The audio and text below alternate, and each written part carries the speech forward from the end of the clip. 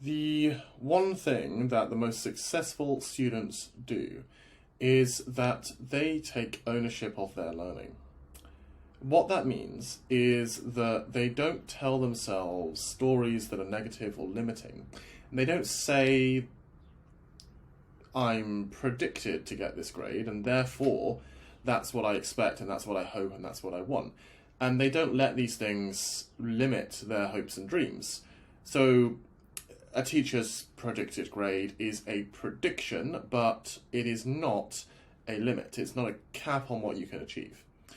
So that's an example of taking ownership. It's actually saying, well, whatever someone else predicts that I can do, I'm still going to aim for what I want to achieve based on my own values, goals, dreams, and ambitions, not based on what someone else thinks I'm capable of. Now, that might be useful. It might mean you'll need to change the way you study if someone is not predicting you'll achieve what you want, but never let that change your actual goal.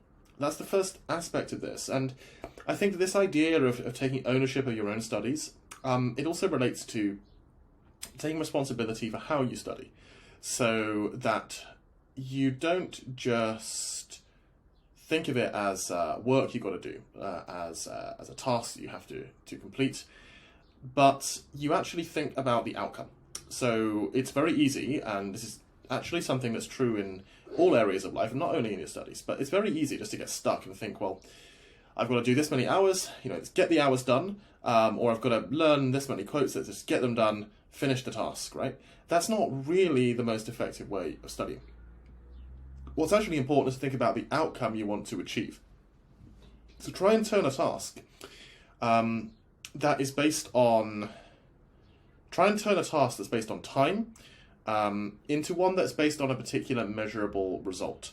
Maybe your result could be that you want to write one practice essay, or you want to write 6 practice paragraphs, or something like this, something that's more measurable and that's going to make more of a direct impact. And so by doing this, I've seen that students can actually make a huge transformation in their own studies, because I used to think this way myself, and as a result I ended up in a position where, having done very well in my GCSEs, I was then actually failing my maths A-level. And I got a U in one of the mock exams, which was horrendous, and it was a shock, it was terrible. Now what I did, what I realised was that I needed to think differently, and I couldn't just think anymore about quantity, about studying more, and just doing what I was meant to do, doing what I was told, putting in the hours. I had to think about the quality. And I had to realise that I had to figure out what kind of learning and what kind of method was most useful for me, and then apply that in a strategic way, so that you're actually focusing every single time you study on your long-term goal, the reason you're even doing this in the first place, and constantly linking back and reconnecting with that.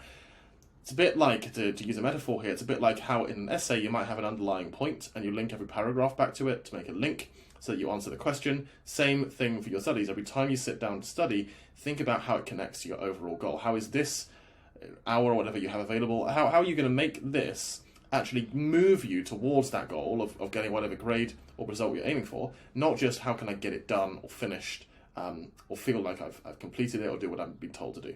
So keeping that bigger picture in mind is the other aspect that allows students to actually take ownership, take responsibility. So the one thing that students who are most successful do is they take personal responsibility for their own studies, and they think and in this bigger way. And it's not easy. It's not easy, but it's possible. And it allows you to develop that mindset, that winning mindset that students who get a grade 9 or go on to Oxford or Cambridge or a top university actually have. So I hope that's useful in terms of how you can think about your own studies. If you found it useful, please press the subscribe button. We have more videos on mindset, on study techniques, on exam technique, on areas of GCSE English as well. Tap that subscribe button, and we've got other useful videos that you'll enjoy too. So see you soon.